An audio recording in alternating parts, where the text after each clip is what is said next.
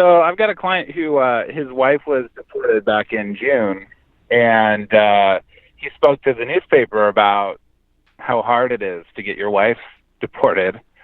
And then in November, I showed up and they arrested him, and they said, "You're the one from the newspaper."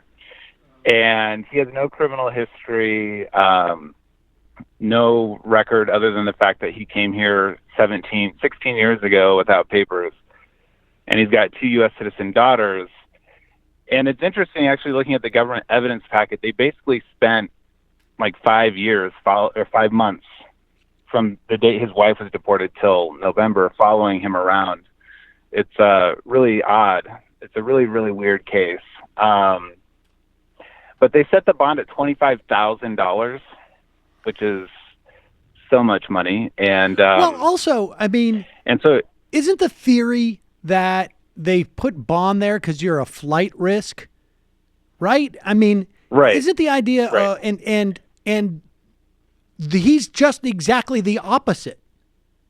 I mean, right? Like the guy wants to stay with his daughters. You are taking him to court to maybe kick him out of the country, and then you turn around and say, "We're going to charge you $25,000 because you're a flight risk." It doesn't make any sense. Right. So just to get the bond hearing, I mean, he's been detained since the end of November, so it's like a month and a half just to have a hearing where a judge can redetermine the bond.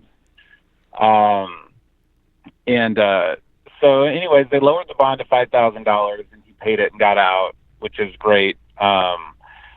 And it's a weird case, and it's also sort of, if you look at the government evidence packet and you see that these agents are like following him around, it's like such a tremendous waste of resources to think that with all the stuff that's going on, this is the best way that these people decide, to spend their time and their money.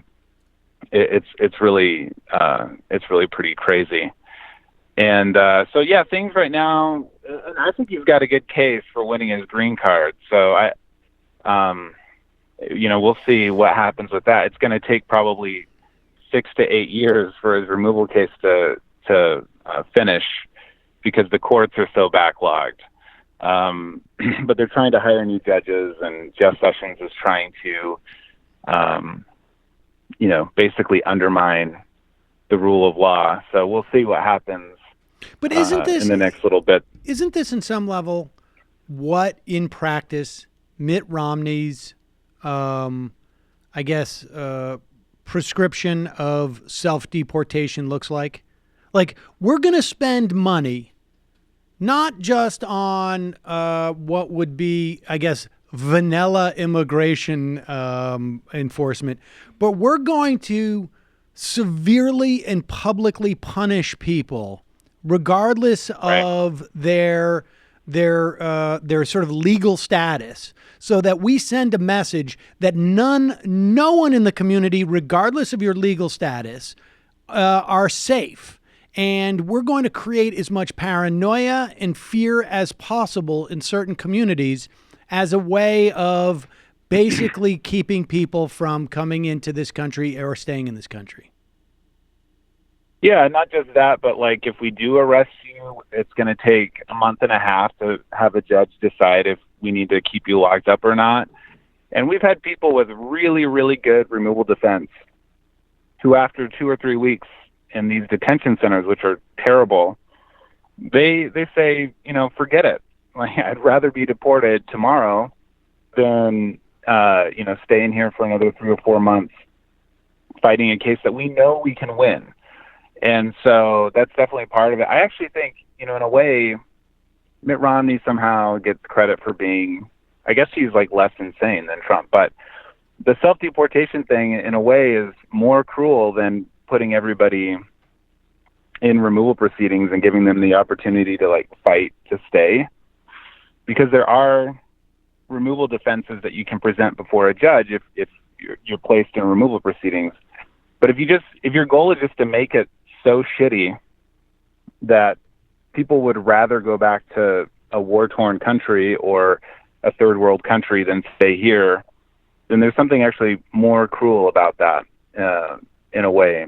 And speaking of cruel, they ended TPS for El Salvador. Yes, 200,000 El Salvadorans. And just explain what TPS is. It's basically almost like a waiver program, a temporary waiver program. If you come from a country, in this instance, you're talking about hundreds of thousands of El Salvadorans who came following a massive earthquake, which left still, I think, about 1 million people homeless. Is that right? In that country. I mean, they're not, they don't recover from go ahead. Yeah, well, TPS it's kind of like DACA. So it's a temporary work permit that you can renew every couple of years, but there's a cutoff date. So you have to show that you have been in the United States since whatever date it was. And so I'm not sure right off the top of my head the cutoff date for El Salvador, but it's somewhere in the 1990s, I think. So these are not just people who showed up like a couple of years ago or 6 months ago who now have to go back. These are people with roots pretty deeply cemented into their communities, with kids here, and that now they're basically either being told that they need to go back, or they're going to be. I mean, the reality is they're just going to end up without a work permit, but they're not all going to be rounded up and deported. And so it's really terrible, because typically to get rid of TPS, you need to show that conditions have improved at the point where it's reasonable to have people go back. And really, in the past, TPS hasn't been rescinded, I think, once for like Liberia or something like that. But Trump has already gotten rid of TPS for Haiti, which is also not improved, Sudan, and now El Salvador, and I think Honduras too, or Honduras is on its way. And so it's really, really terrible. And it doesn't really make any sense either. It's just pure racism. That's all this is. And I'm just hoping, Oprah's got something lined up to, deal with this issue. Right. President Oprah. Propra. Yeah. But anyways, Oprah. Right. Hey. Bingo. That's pretty good, actually.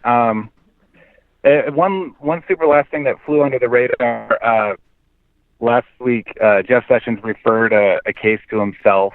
So he's basically going to decide this immigration appeal on whether or not immigration judges have the ability or the right, I guess, to administratively close removal proceedings.